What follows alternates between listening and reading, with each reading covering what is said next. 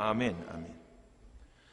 20세기 최고의 크리스천 작가자, 변증가가 있습니다. 옥스퍼드 교수였던 C.S. 루이스라고 하는 사람입니다. 제가 요즘 이분의 책에 홀딱 빠져 있습니다. 근데 이분이 쓴 순전한 기독교라고 하는 책에 보면 지하실에 있을 법한 쥐를 잡는 방법에 대한 이야기가 나옵니다. 창고에 있을 법한, 우리식으로 따지면 창고에 있을 법한 쥐를 잡는 방법이 뭘까요? 그분이 이렇게 말합니다. 갑자기 지하실 문을 팍 열고 들어가야지 쥐를 잡을 수가 있다는 거예요. 만약 쥐가 창고에 있을지도 모르는데, 그래서 쥐가 창고에 있나 없나 보자 하고 밖에서 문을 열기도 전에 막 시끄럽게 떠들고 문을 막 꽝꽝꽝 치고 그리고 나서 문을 열면 쥐가 그 안에 있을까요, 없을까요? 당연히 없죠. 다 도망가서 있겠습니까? 그래서 혹시나 창고에 아니면 지하실에 쥐가 있을지도 모르는데 정말 쥐가 있는가를 보려고 하면 갑자기 문을 확 하고 열어서 불을 팍 켜고 봐야 된다는 이야기예요. 그러면 쥐가 미처 도망가지 못하고 거기 있다가 화들짝 놀라서 도망가는 것을 보게 될 가능성이 있다, 이런 이야기죠. 자, 지금 이분이 지하실에 있을 법한 쥐를 잡는 방법에 대해서 이야기를 하고 싶었던 게 아니에요. 이분이 진짜 하고 싶은 이야기는 우리 영혼의 지하실에 있는 화, 분노, 그 다음에 또 복수심, 그 다음에 또 고집스러움, 교만, 이런 거를 보고 싶다, 이런 이야기예요. 우리 안에 있는 화, 우리 안에 빚어지지 않는 그 분노, 우리 안에 있는 그 악한 그 감정들, 그 악한 기질들을 어떻게 하면 발견할 수 있냐, 이런 이야기죠. 그 이야기를 하고 싶었던 겁니다. 자, 그가 책에서 이런 이야기를 합니다. 여러분 한번 들어보십시오. 저는 부르뚱하게 굴거나 딱딱거리거나 빈정거리거나 윽박지르거나 호통을 쳤습니다. 자기가 그렇게 했다는 거예요. 그 즉시 떠오르는 변명은 갑자기 생각지도 못하게 화를 돋우는 바람에 그랬다는 거지요. 방심하고 있던 터라 마음을 가다듬는 여유가 없었다는 것입니다. 이것은 정상 참작의 이유는 될 수 있습니다. 고의적으로 미리 계획해서 그렇게 하는 것보다야 분명히 덜 나쁜 짓일 겁니다. 그러나 달리 생각하면 방심한 상태에서 나오는 행동이야말로 제가 정말 어떤 사람인지를 확실히 보여주는 가장 좋은 증거가 아니겠습니까? 위장할 시간이 그런 여유가 없이 금방 튀어나오는 반응이야말로 가장 확실한 진실이 아니겠습니까? 그러면서 이렇게 또 이야기합니다. 갑자기 화를 돋우는 일이 생겼기 때문에 좋았던 성질이 갑자기 못되어지는 것이 아닙니다. 다만 그 갑작스러운 상황이 내 못된 성질을 밖으로 드러내 보여준 것 뿐입니다. 이해가 되시죠? 우리가요, 갑자기 난 그럴 사람은 아닌데 갑자기 네가 그러니까 내가 화를 냈지. 갑자기 상황이 이렇게 나빠지니까 내가 열받은 거죠. 나 원래 그런 사람 아닙니다. 이게 다 변명이라, 이런 이야기예요. 원래 우리 안에 그런 화가 있고 원래 우리 안에 그런 못된 마음, 기질이 있었으니까 그게 상황과 조건이 맞아서 탁 하고 불이 붙은 거지 없는 게 갑자기 튀어나오지는 않는다, 이런 이야기입니다. 그리고 어떤 의미에서는 갑자기 우리가 행동하는 그것이야말로 우리의 진짜 모습이다, 이런 이야기예요. 근데 우리는 끊임없이 아니라고 변명하잖아요. 상황과 조건 때문에 그랬다고 끊임없이 변명하고 살지 않습니까? 그러니까 뭐가 안 돼요? 변화가 안 이루어진다, 이런 이야기예요. 그러니까 안 바뀐다, 이런 이야기입니다. 끊임없이 내 안에서 변명하고 사니까 바꿀 마음도 없고 바뀌지도 않는다, 이런 이야기예요. 여러분, 우리를 화나게 하고 불행하게 하는 모든 원인이 밖에 있다고 생각해요. 내가 불행한 이유는 밖에 있다고 생각합니다. 내가 화가 나는 이유는 밖에 있다고 생각해요. 그래서 우리는 어떻게든지 내가 화가 나고 불행한 원인을 밖에 있는 상황과 조건에서 찾으려고 해요. 그래서 어떻게 이야기합니까? 배우자를 잘못 만나서 불행하다는 거예요. 부모를 잘못 만나서 불행하고, 그렇죠? 사람을 잘못 만나서 불행하고, 상사를 잘못 만나서 불행하고, 내가 시대를 잘못 태어나서 내가 불행하고, 아니 내가 돈이 없고 빽이 없어서 불행하고, 자유제가 뭔가 외부적으로 이 상황과 조건 때문에 내가 불행하다라고, 그리고 내가 이렇게 화가 난다라고 그렇게 핑계대고 싶은 게 우리 마음 가운데 있다, 이런 이야기입니다. 그래서 우리가 어떻게 하려고 해요? 이 상황과 조건만 바꾸면 모든 것이 잘 될 거라고 하는 그런 생각이 있습니다. 그러니 어떻게든지 뭘 바꿔보려고 해요? 나를 바꾸려고 하는 게 아니고 어떻게든지 내 배우자를 바꿔보려고 하는 거죠. 죽자 사자 내 배우자 바꾸면 될 거라고 생각하고, 내 자식 바꾸면 될 거라고 생각하고, 내 주변에 있는 어떤 사람 바꾸면 될 거라고 생각하고, 아니면 더 나아가서는 상황과 조건을 바꾸면 내가 행복해지고 내가 기뻐지고 만족스러워지고 내가 정말 좋아지게 될 거라고 하는 그런 생각 가운데 우리가 산다, 이런 이야기예요. 근데 진짜 상황과 조건만 바뀌면 다 해결될 거라고 여러분 확신하십니까? 정말 그렇게 다 좋아질까요? 여러분, 성경에서 상황과 조건이 가장 극적으로 변화된 세대가 있습니다. 그게 바로 오늘 본문에 적혀있는 출애굽한 이스라엘 백성들이었어요.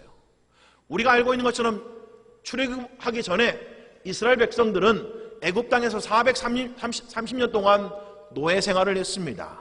정말 노예로서 말할 수 없는 고통과 비극을 경험했죠. 그래서 그들은 이렇게 생각했어요. 이 상황과 조건만 해결되면 우리도 괜찮을 거야. 그래서 그들이 간절히 부르짖기 시작합니다. 하나님께. 하나님, 이 상황과 조건을 좀 해결해 주세요. 이 상황과 조건에서 우리를 좀 벗어나게 해주세요. 그렇게 하나님께 간절히 기도하자 하나님이 그들의 기도를 들으셨어요. 그래서 하나님이 구원자 모세를 보내줍니다. 모세를 통해서 하나님의 크신 능력의 팔로 그들을 구원해 주셨죠. 그래서 그들이 노예에서 자유인이 됩니다. 자, 그 내용이 오늘 본문 1절부터 4절까지 나온 내용 아닙니까? 이렇게 되어 있습니다. 형제들아, 나는 너희가 알지 못하기를 원하지 아니하노니. 우리가 지금 계속해서 고린도 전서를 살펴보고 있잖아요. 그렇죠? 근데 고린도 교회 안에는 시기와 다툼이 있었습니다. 서로 자기의 권리와 서로 자기의 자유를 주장하는 그런 사람들이 있었어요. 그래서 서로 옳다고 막 싸우고, 그래서 막 서로를 비난하고 정죄하고 그런 무리들이 있었어요. 그런데도 여전히 사도 바울은 그들을 향해서 뭐라고 부르고 있습니까? 에이, 니들은 그리스도인도 아니야, 이렇게 말하고 있지 않다는 게 우리가 주목해야 됩니다. 뭐라고 부르고 있다고요? 형제들아, 자매들아, 이렇게 부르고 있다는 이야기예요. 여전히 너희들은 그리스도 예수 안에서 나의 형제입니다 라고 지금 말하고 있잖아요. 자, 그러면서 너희가 알지 못하기를 원하지 않는다라고 말하면서 뭘 이야기하고 있습니까? 모세 당시에 애굽을 탈출한 이 이스라엘 백성들에 대한 이야기를 해주고 있습니다. 우리 조상들이 다 구름 아래에 있고 바다 가운데로 지나며 모세에게 속하여 다 구름과 바다에서 침례를 받고 다 같은 신령한 음식을 먹으며 다 같은 신령한 음료를 마셨으니 이는 그들을 따르는 신령한 반석으로부터 마셨음에 그 반석은 곧 그리스도시라 라고 되어 있습니다. 이스라엘 백성이 이집트를 떠났을 때 낮에는 구름 기둥이 그들을 인도했고 밤에는 불 기둥이 그들과 함께 했습니다. 구름 기둥과 불 기둥은 그들과 줄곧 동행하면서 그들을 인도하고 보호하고 약속의 땅으로 이끌어 가시는 구원자 되신 하나님의 임재를 상징합니다. 아니, 상징 정도가 아니고 그 신비로우신 하나님의 실체였다, 이런 이야기예요. 그게 구름 기둥과 불 기둥으로 드러났습니다. 하나님이 함께 하시는 모습이 구름 기둥과 불 기둥으로 나타났다, 이런 이야기예요. 그러니 진짜 하나님이 그들과 함께 하신 거예요. 구름 기둥이 그들을 인도하여 홍해 가운데 통과하게 했습니다. 그들이 홍해를 통과했을 때 바다가 갈라져 있었죠. 그리고 바다가 갈라진 상태로 멈춰 있었습니다. 그리고 그들이 다 무사하게 통과하고 그 뒤를 쫓아서 이집트 군대가 추적해 왔을 때 그 홍해가 덮쳐서 이집트의 온 군대를 다 수장시켜 버렸어요. 어마어마한 은혜를 베풀어 주셨죠. 구름과 바다는 살아계신 하나님의 임재를 의미한다, 이래요. 그리고 사도 바울은 지금 이 본문을 통해서 뭐라고 말합니까? 이 당시 이스라엘 백성들이 다 구름 아래에 있었다. 하나님 은혜 아래에 있었다. 그리고 그들이 바다 가운데를 지나갔는데 이 바다 가운데 지나가는 것이 마치 지금 현대를 살아가는 그리스도인들이 침례를 받는 것과 똑같다. 그리고 그들이 모세에게 속했던 것처럼 이 모세는 구원자를 상징합니다. 누구를 의미할까요? 예수 그리스도를 의미하죠. 그들이 구름 가운데 바다 가운데 지나면서 모세에게 속했던 것처럼 지금 우리들도 구름과 바다 가운데 지나서 그리스도께 속한 자들이 됐다는 이야기예요. 지금 그 이야기를 하고 있는 겁니다. 구름 아래 그 다음에 바다 가운데를 지나는 것을 침례에 비유하고 있다라는 이야기죠. 지금 무슨 이야기를 하고 싶은 걸까요? 그 당시 출애굽한 이스라엘 백성들이 경험했던 그 사건이 지금 우리가 경험하고 있는 그 구원의 사건과 똑같다 이런 이야기예요. 그러니 이들이 겪은 그 일이 우리에게는 뭐가 된다고요? 거울이요 본보기가 될 수 있다 이런 이야기입니다. 그들도 하나님의 은혜 가운데 구원받은 백성이었습니다. 이렇게 그들이 잘나서 구원받은 거 아니에요. 그들이 똑똑해서 구원받은 건 아닙니다. 그들이 선해서 구원받은 것도 아니고 그들이 착해서 구원받은 것도 아니고 그들이 강한 민족이라 해서 구원받은 거 아니었습니다. 그들은 그 당시 노예들이었어요. 노예 같은 삶을 살았던 사람들입니다. 근데 하나님이 그들을 특별히 택하셔서 은혜 베풀어 주시고 구원해 주셨다라는 이야기입니다. 하나님의 전적인 은혜로 구원받았다는 이야기예요. 지금 그 이야기를 1절부터 4절까지 그렇게 하고 있다 이런 이야기예요. 그러니 그들의 삶을 통해서 우리도 배워야 된다는 이야기겠죠. 오늘 본문이 이야기하고 있는 게 그거 아니에요? 1절부터 4절은 구원에 대한 이야기입니다. 근데 구원에서 끝나면 안 된다는 이야기예요. 구원은 그리스도인들의 신앙의 출발선입니다. 시작이라 이런 이야기예요. 우리는 구원이 우리 인생의 끝이 아닙니다. 구원받는 게 예수로 말미암아 하나님 자녀 되는 게 신앙의 시작이라 이런 이야기예요. 그리고 그 앞으로 우리는 뭔가 달려가야 될 길이 있다 이런 이야기죠. 지금 그 이야기를 지금 오늘 본문이 하고 있는 겁니다. 1절부터 4절까지는 구원에 대한 이야기를 하고 있고 5절부터 13절까지는 구원에서 끝나는 것이 아니고 계속해서 달려가야 될 길이 있습니다라고 지금 이야기를 해주고 있는 내용이다라는 이야기죠. 이 구름과 바다 이야기를 보면 우리가 요한복음 3장 5절에 있는 예수님 말씀이 생각납니다. 예수님이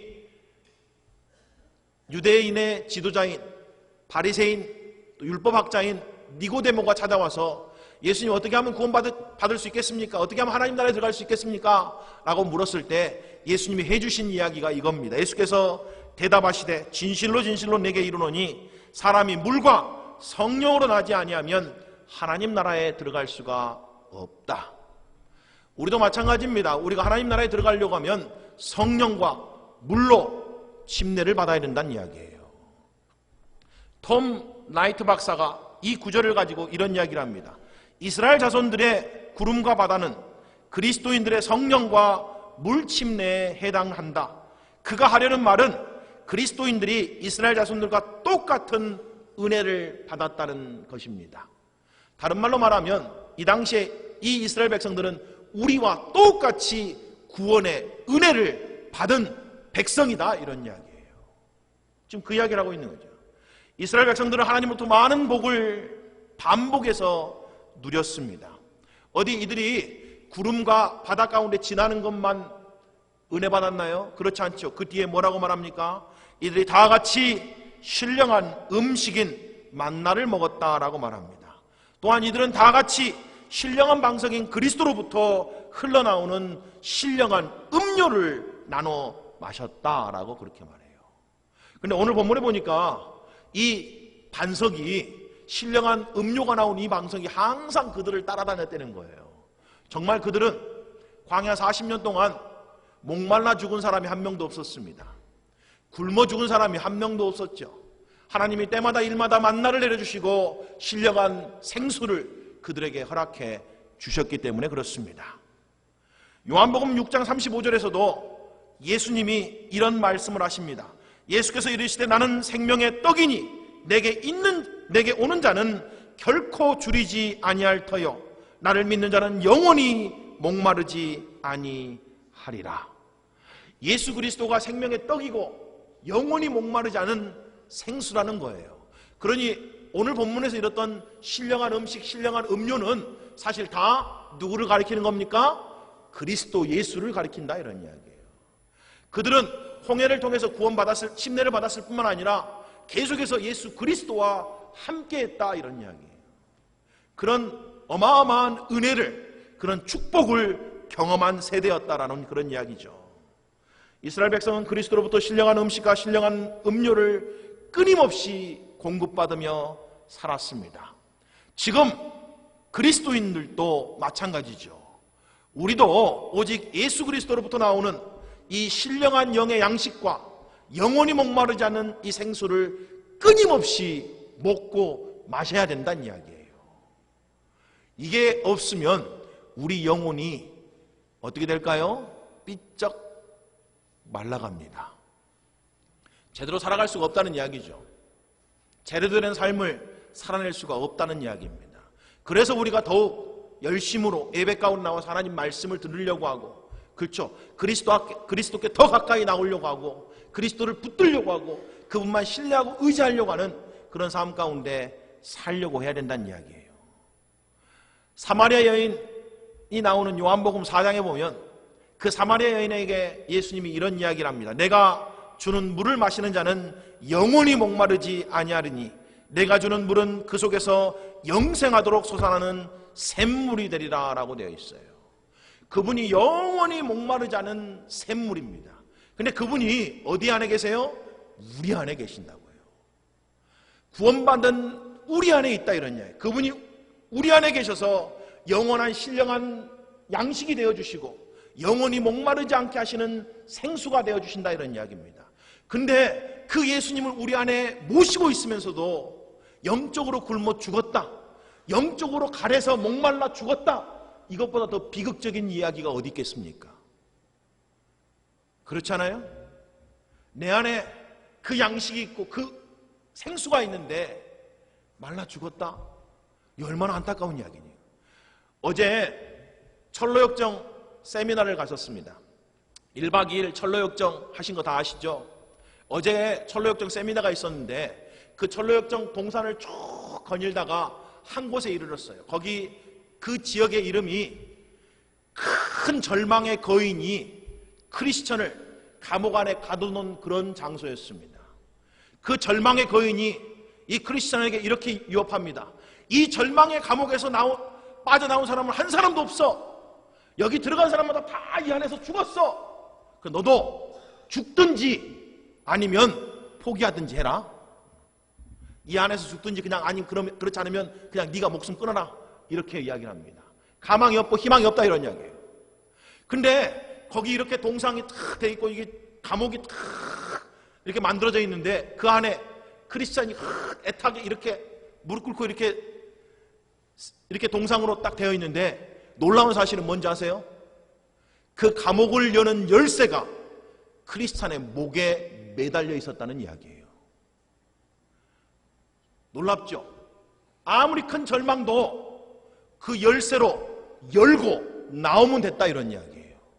근데 열쇠가 자기 몸에 있는데도 불구하고 수많은 사람들은 그 절망에서 거짓 가운데 속아서 거기서 죽었다는 이야기 아닙니까? 이 얼마나 안타까운 이야기입니까? 내가 문 열고 나오면 되는데, 내가 이것을 취해서 먹으면 되는데, 내가 이것을 마시면 되는데, 그러면 나의 영적인 배고픔과 이 해갈이, 이 갈증이 해결되는데 그 안에서 죽는다는 거예요. 그 열쇠를 열고 밖으로 걸어 나오면 되는데 그걸 못하고 있다는 게 얼마나 안타까운 이야기냐 이런 이야기예요. 지금 그 이야기를 하고 있는 겁니다. 자, 예수 그리스도가 그들에게 신령한 양식이 되고 신령한 음료가 되었습니다. 그리고 그분이 늘 함께 하셨다 이런 이야기예요.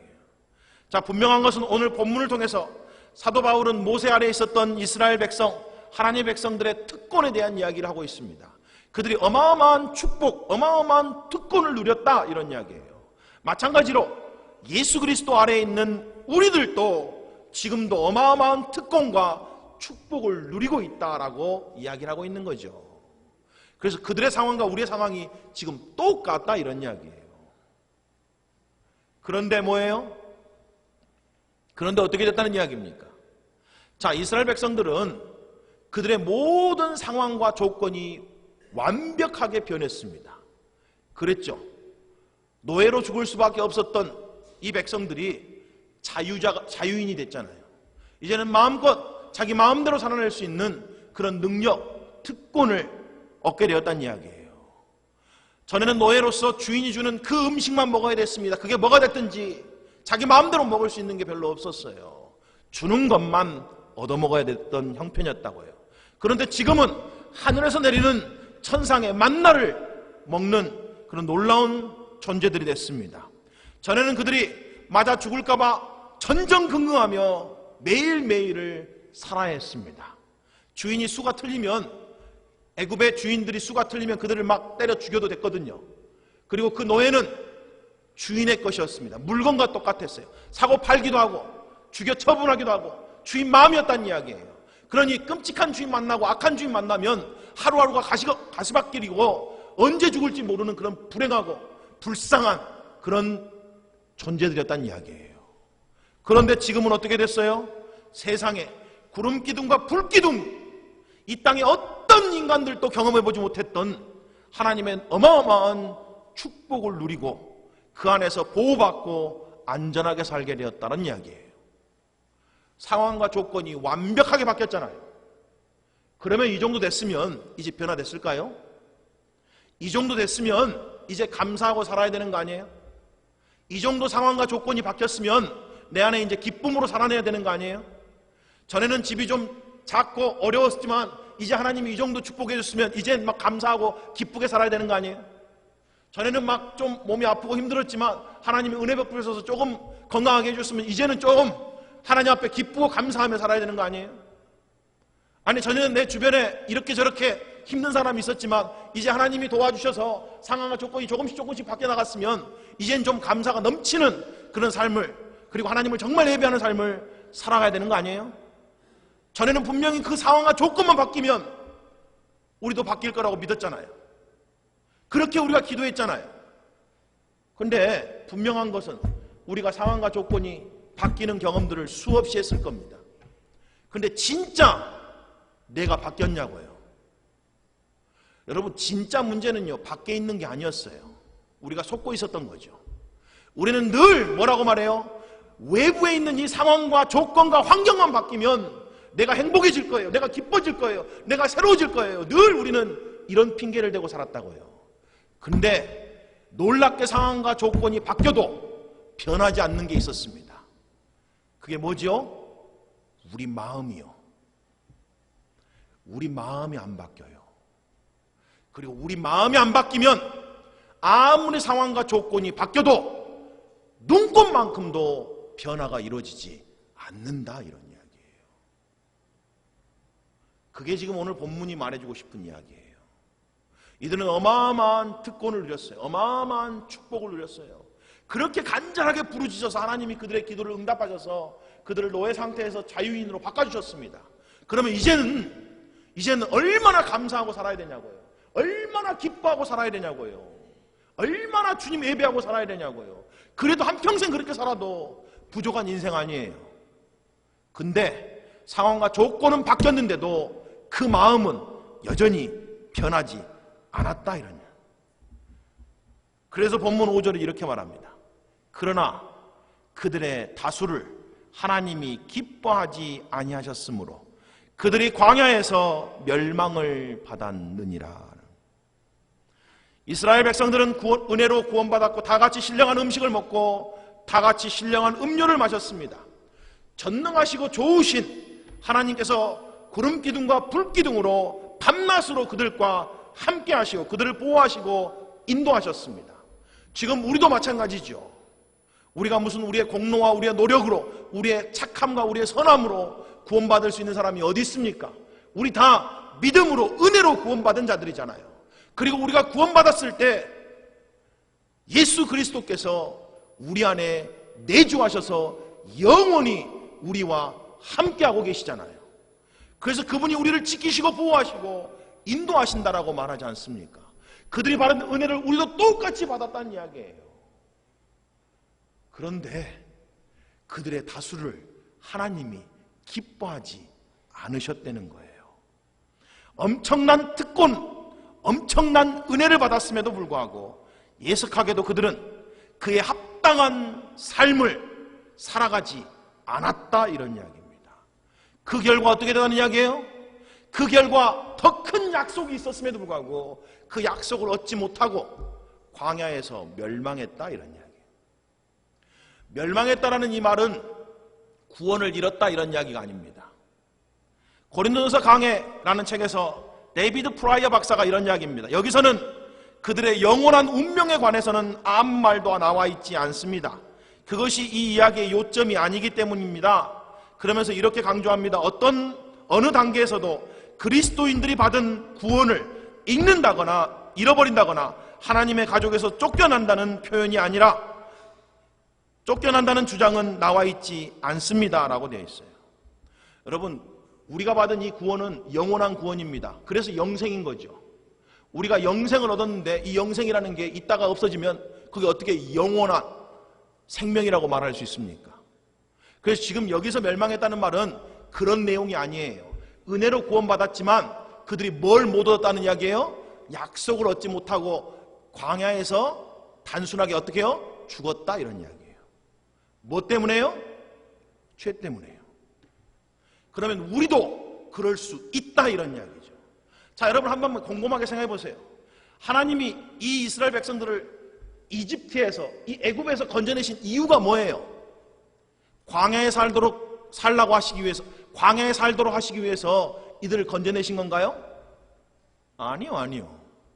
이들을 적과 꿀이 흐르는 땅, 가나안 땅에 들어가 살도록 하시기 위해서 그들을 건져내신 거였습니다. 그게 하나님의 뜻이었어요. 하나님의 그게 약속이었습니다. 근데 그들이 그 약속을 받은 백성임에도 불구하고 구원은 받았지만 뭘 못 누렸다고요? 약속을 누리지 못하고 살았다, 이런 이야기예요. 6절이 이렇게 말하잖아요. 이렇게 말씀하고 있습니다. 그래서 오늘 본문이 적혀 있다는 거예요. 이것 때문에 이러한 일은 우리의 본보기가 되어 우리로 하여금 그들이 악을 즐겨한 것 같이 즐겨하는 자가 되지 않게 하려 함이다. 여기서 나오는 악이 뒤에 나오는 네 가지 악이겠죠. 근데 지금 우리가 고린도전서 통해서 지금 계속 뭐를 보고 있어요? 지금 고린도 교회 안에 어떤 사람들이 있었습니까? 자기의 권리와 자기의 자유를 예수 그리스도의 그 은혜보다 더 앞세우는 사람들이 있었어요. 자기의 권리와 자기의 자유를 그리스도가 핏값으로 하신 그 형제, 그 자매들보다 더 귀하게 여기고 더 중요하게 여기는 사람들이 있었습니다. 그래서 하나님의 교회를 분열시키고 하나님의 교회를 가운데 시기와 다툼을 일으키는 사람들이 있었다는 이야기예요. 이런 게 뭐라고 말하는 거예요? 악이라고 말하는 거죠. 악이라고 말하는 겁니다. 그래서 뭘 못 누렸다고요? 약속은 있지만 그 풍성하신 약속을 누리지 못하는 삶을 살았다, 이런 이야기예요. 그래서 구원은 받았지만 계속해서 광야 같은 삶에서 살다가 그냥 인생을 마쳤다, 이런 이야기입니다. 이것이 우리에게 뭐가 된다고요? 본보기가 되었다, 이런 이야기. 이것이 우리 인생의 거울이 되어야 된다는 이야기예요. 야, 이렇게 살면 안 되는 거였구나. 야, 구원받았으면 구원에 합당한 삶을 살아야 되는 거구나. 야, 내가 어마어마한 축복받았으면 축복받은 자처럼 살아야 되는 거구나. 내가 축복받은 백성인데 내가 전에는 하나님 백성이 아니다가 이제는 하나님 백성이 되었고, 전에는 은혜를 모르는 자였다가 이제는 은혜를 받은 자가 되었으면 이제는 은혜를 아는 자처럼 살아야 되는 게 마땅한 거구나. 그런데 여전히 내가 옛날 모습대로, 옛 삶의 모습대로 사는 것은 내가 정말 합당하지 않는 삶이구나. 그리고 그런 삶을 살게 되면 나에게 아무리 어마어마한 약속들이 남아있어도, 아무리 어마어마한 축복들이 내 앞에 놓여있어도 내가 그 약속과 축복을 결코 누릴 수가 없는 거구나. 지금 그 이야기를 해주고 싶은 거예요. 자, 또한 11절에 이렇게 되어 있잖아요. 그들에게 일어난 이런 일은 본보기가 되고 또한 말세를 만난 우리를 깨우치기 위하여 기록되었다. 우리의 본보기, 우리의 거울이다. 그리고 말세를 살아가는 지금 우리들에게 뭐가 된다고요? 우리를 깨우치는 거다. 근데 이 세번역 성경을 보면 이렇게 번역해 놨습니다. 이런 일들이 그들에게 일어난 것은 본보기가 되게 하려는 것이며, 그것들이 기록된 것은 말세를 만난 우리에게 뭐가 되게 해요? 경고가 되게 하려 것이다. 경고래요. 워닝. 경고하고 있다. 너희들은 그렇게 살면 안 돼. 이 이스라엘 백성들 같이 살면 안 된다. 이걸 지금 우리에게 경고하고 있다, 이런 이야기예요. 그래서 그리스도인들은 은혜로 구원받고 나서 걸어가야 될 길이 있다, 이런 이야기예요. 가야 될 길이 있다, 이런 이야기예요. 그냥 아무렇게 살면 안 된다, 이런 이야기입니다, 여러분. 우리가 마땅히 가야 될 곳이 있다는 이야기입니다. 지금 그걸 이야기해 주고 싶은 거예요. 먼 옛날 모세 아래에 있던 하나님의 백성들이 구원받고 어마어마한 은혜를 받았음에도 불구하고 죄로 말미암아 자기들의 삶을, 인생을 망쳤던 것처럼 우리는 그러지 말라, 이런 이야기죠.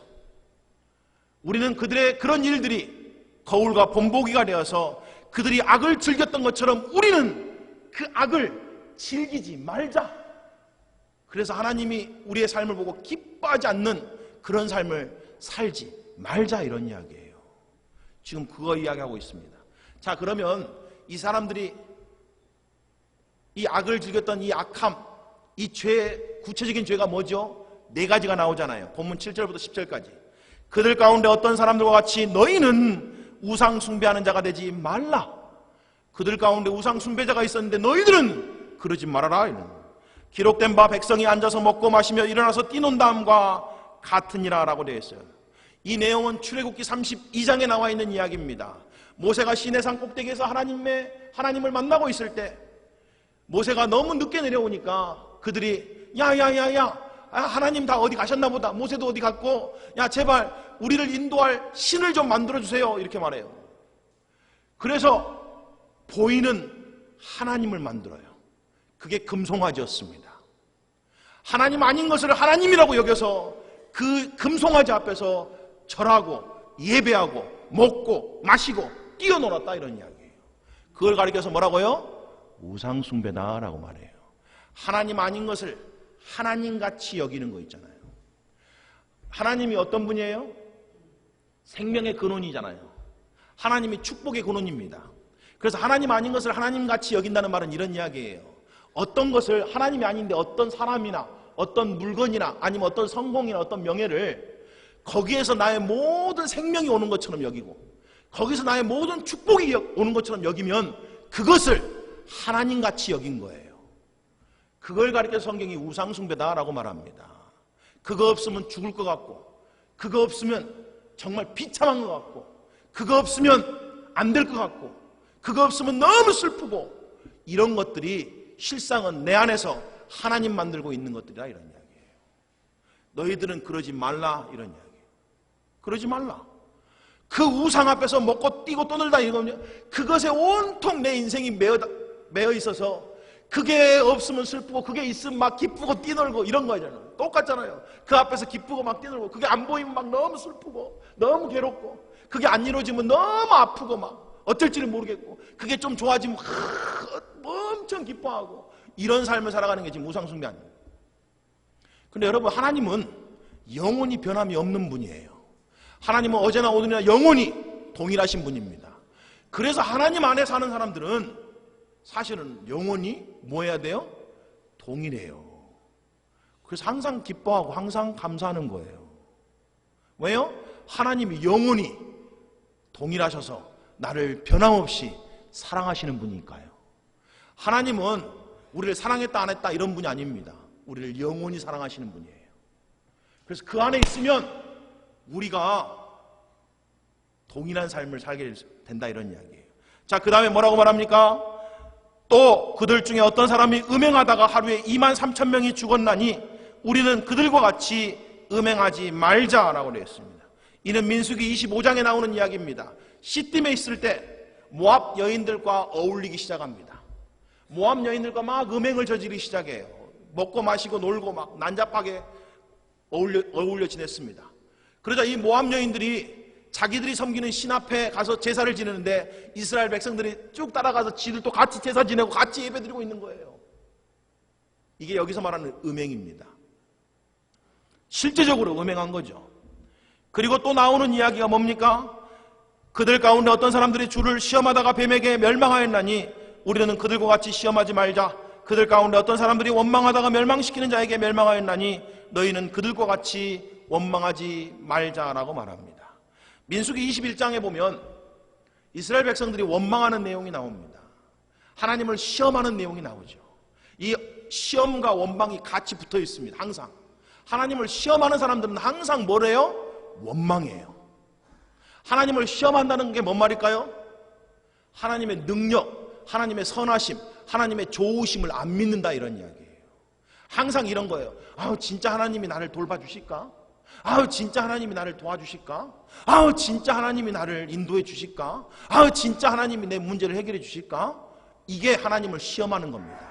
그리고 이런 마음은 항상 뭐하고 또 연결돼요? 원망하는 마음과. 아이, 그러니까 처음부터 이런 상황을 안 만들어 주셨어야지. 아이, 그러니까 처음부터 이렇게 어렵게 만들지 말으셔야지. 아, 왜 나에게 이렇게 힘들게 하고 이렇게 어렵게 만드셔서, 아, 나에게 이렇게 만드셨을까? 하나님 나를 사랑하기를 하는 것까? 또 이렇게 말하는 원망과. 그래서 주님을 시험하는 게 항상 함께 한다고요. 민수기 21장 4절 5절에 보면 이스라엘 백성들이 이렇게 말합니다. 백성이 호르산에서 출발하여 홍해 길을 따라 에돔 땅을 우회하려 하였다가 길로 말미암아 백성의 마음이 상하니라. 뭐 때문에 또 마음 상했어요? 길 때문에요. 길은 뭘 의미할까요? 상황과 조건이요. 아까 분명히 그랬잖아요. 상황과 조건만 해결되면 이제는 하나님께 감사할 거라며요. 상황과 조건이 해결되면 또 기뻐할 거라며요. 근데 그게 얼마 못 가더라고요. 상황과 조건이 바뀌면 그때 조금 기뻐했다가 조금 좋아했다가 또 조금 가면 우리는 또 원망할 상황과 조건을 찾아내더라고요. 그게 인생의 간사함입니다. 그게 인생의 죄성이죠. 또 원망할 거리를 찾아냅니다. 길로 말미암아 원망하기 시작했다고. 그러면서 뭐라고 말해요? 백성이 하나님과 모세를 향하여 원망하되 어찌하여 우리를 애굽에서 인도해내어 이 광야에서 죽게 하는가? 이곳에는 먹을 것도 없고 물도 없도다. 우리 마음이 이 하찮은 음식을 싫어한다라고 말해요. 뭐라고 말합니까? 먹을 것도 없고 물도 없대요. 진짜요? 아니죠. 이게 다 가짜잖아요. 아까 분명하게 말했잖아요. 신령한 양식과 신령한 음료가 항상 그들과 함께 했다고요. 무슨 먹을 게 없고 물이 없다는 게 진짜예요? 가짜지 그게. 근데 뭐라고 말해요? 버젓이 있는 하나님의 은혜를 없는 것 같이 여겨요. 이게 주님을 시험하는 사람들, 원망하는 사람들의 마음 가운데 있는 거예요. 버젓이 하나님이 지금 그들과 함께하고 계시는데, 버젓이 하나님이 그들 가운데 은혜 베푸고 계시는데 그 마음에 시험 들고 주님을 시험하고 원망하는 사람들은 그 은혜조차도 없는 것 같이 여긴다고요. 게다가 뭐라고 여겨요? 하늘에서 내리는 신령한 만나를 하찮게 여깁니다. 싫어한다고요. 결혼했을 때는 배우자가 정말 하나님의 은혜라고 그렇게 막 기뻐하더니, 그렇죠, 1년도 안 돼가지고 어쩌다가 내게 이런 배우자를 만나겠냐고 하찮게 여기고 싫어하기 시작하잖아요. 세상에 그게 말이 됩니까, 여러분? 말이 되냐고요. 근데 우리가 그렇게 하고 있어요. 우리도 이스라엘 백성들과 다를 게 하나도 없는 거예요. 감사했다가 어느 순간 또 그 사람 때문에 또 하찮고 싫은 거예요. 또 좋아했다가 싫어했다가. 이게 우리 모습이잖아요.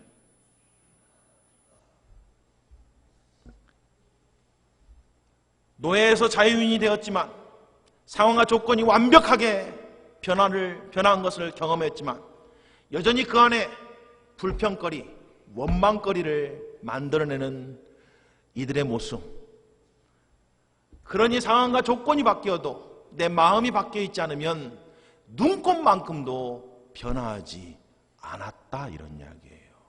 그냥 지금 아무 문제가 없어서 우리가 이렇게 사는 거지 사실 우리 하나도 안 변하고 있을 수도 하나도 안 변했을지도 모른다고요. 1년 전이나 2년 전이나 한 10년 전이나 지금이나 똑같을 수 있다고요. 그때보다 지금이 좀 편해지고 그때보다 지금이 좀 살만하니까 이렇게 좀 근사한 것처럼 괜찮은 그리스도인인 것처럼 그래도 좀 경건한 그리스도인인 것처럼 티내고 있는지 모르지만 또 우리 가운데 어려움이 있고 또 우리 가운데 시험이 닥치면 우리 안에 있었던 게 톡 하고 튀어나와서 또 주님을 시험하고 또 원망할지 우리도 모르는 거 아니겠냐, 이런 이야기예요. 정말 우리가 바뀌어야 될 게 대체 뭐냐고, 여러분. 우리가 상황과 조건 바꾸기에 힘쓰는 게 아니에요, 여러분. 근데 여러분, 솔직하게 여러분의 기도의 내용을 한번 곰곰이 생각해 보십시오. 대체 뭘 위해서 기도하고 계십니까? 뭐가 바뀌기를 위해서 기도하고 계시냐고요. 근데 우리 대부분 다요, 상황과 조건 바뀌기를 위해서 기도하고 있어요. 내 자식 상황과 조건 바뀌기를 위해서 기도하고 있잖아요. 내 배우자 상황과 조건 바뀌기를 기도하고 있는 거고, 내 가정의 상황과 조건 바뀌기를 위해서 기도하고 있는 거고, 그렇죠? 내가 처한 그 상황에서 상황과 조건이 바뀌기를 위해서 기도하고 있는 것이지, 내 마음이 바뀌기를 진심으로 기도하는 사람이 우리 중 몇 명이나 될까요? 자, 오늘 본문이 뭐라고 말하는지 아십니까? 그런즉 선줄로 생각하는 자는 넘어질까 조심하라.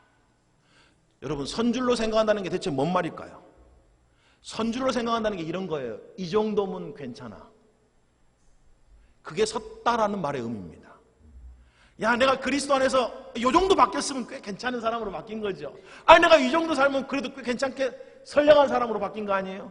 그래도 그럭저럭 내가 좀 괜찮은 사람으로 바뀌었잖아요. 전에는 내가 예수 안 믿었을 때는 얼마나 흉악한 사람인지 아십니까? 그래도 예수님 만나고 이 정도 바꿨으면 그래도 이 정도면 괜찮은 거 아니에요? 그게 뭐예요?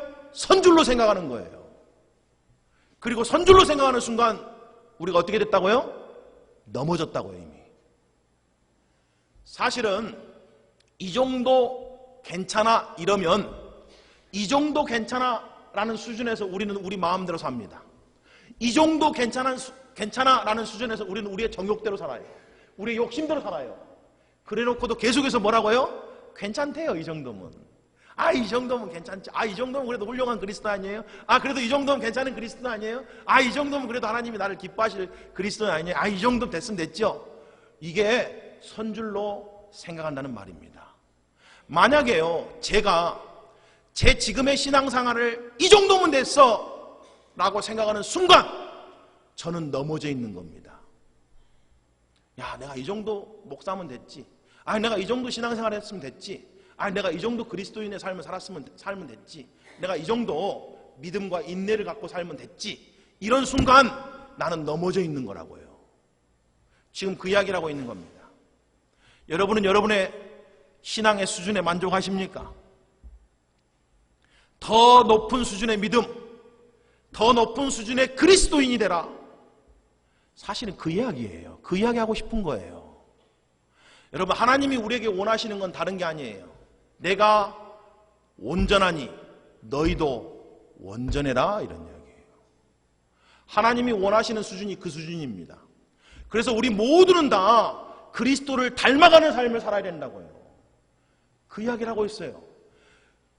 은혜로 구원받은 사람들, 하나님의 어마어마한 축복을 받은 사람들은 이제 하나님을 닮아가는 삶을 살아야 됩니다, 이런 이야기예요. 적당한 수준에서, 이 정도 수준에서 만족하고 이 정도 수준에서 나는 괜찮은 사람이야 라고 생각하는 삶을 살아서는 안 된다, 이런 이야기예요. 여러분, 오늘 본문 13절은 이렇게 되어 있잖아요. 세번역 성경으로 되어 있습니다. 여러분은 사람이 흔히 겪는 시험밖에 다른 시련을 당한 적이 없습니다. 하나님은 신실하십니다. 여러분이 감당할 수 없는 능력 이상으로 시련을 겪는 것을 하나님은 허락하지 않으십니다. 하나님께서는 시련과 함께 그것을 벗어날 길도 마련해 주셔서 여러분이 그 시련을 견뎌낼 수 있게 해 주십니다. 하나님이 시련을 견뎌내게 해 주신다는 거예요. 여러분, 하나님이 우리의 상황과 조건을 거둬가시는 게 아니고 하나님이 우리에게 주시는 건 뭐예요? 그 상황과 조건을 이겨낼 힘을 주신다는 거예요. 그래서 끝까지 견뎌낼 수 있도록, 승리할 수 있도록 해주신다. 그게 하나님의 섭니다, 이런 이야기예요. 그 안에서 우리가 빚어져야 되는 거죠. 어떻게 빚어져요? 예수님 닮아가라, 이런 이야기예요. 여러분, 우리가 아무리 노력해도 완전해질 수는 없습니다. 그리고 하나님 그거 다 알아요. 근데 적어도 우리의 삶의 목표가 분명해야 돼요. 지금 그 이야기를 하고 싶은 거예요. 여러분, 오해하지 마십시오. 내가 진짜 완전해지면 안 되는데요. 그 이야기가 아니에요. 적어도 내가 완전해지려고는 해야 될 거 아니냐고요. 내가 예수님을 닮아가려고는 해야 될 거 아니냐고요. 그런데 이 정도 수준에서 만족하고 이 정도 수준에서 주저앉고 선줄로 생각하면 이미 넘어져 있는 거라고요. 내가 이 정도 믿음, 이 정도 신앙생활, 이 정도 섬김, 이 정도 인내, 이 정도 삶에서 나는 괜찮아, 이렇게 생각하는 게 우리에게는 가장 치명적인 독이다, 이런 이야기예요. 그러지 말라는 이야기입니다. 그러지 말라는 이야기예요. 계속해서 끝까지 예수님 닮아가는 삶을 살아라, 이런 이야기예요. 마지막 한 구절만 보겠습니다. 히브리서 6장 11절 12절에 이런 내용이 적혀 있습니다. 우리가 간절히 원하는 것은, 저와 여러분이 간절히 원하는 것이야 되겠죠. 너희 각 사람이 동일한 부지런함을 나타내고 끝까지 소망의 풍성함에 이르러 게으르지 아니하고 믿음과 오래 참음으로 말미암아 약속들을 기업으로 받은 자들을 본받은 자가 되게 하려 하는 것이라. 여러분, 어떤 사람 본받고 싶으세요? 오늘 여기에 나와 있는 이런 사람들 본받고 싶습니까? 약속은 있었지만 광야에서 멸망당한 이런 사람들 본받고 싶으세요? 아니면 여기 나와 있는 것처럼 동일한 부지런함으로 게으르지 아니하고 끝까지 소망의 풍성함을 부여잡고 믿음과 오래 참음으로 신앙을 지킨 사람들, 그래서 약속을 받은 그 사람들을 본받는 자가 되고 싶습니까? 우리가 결단해야 된다고요.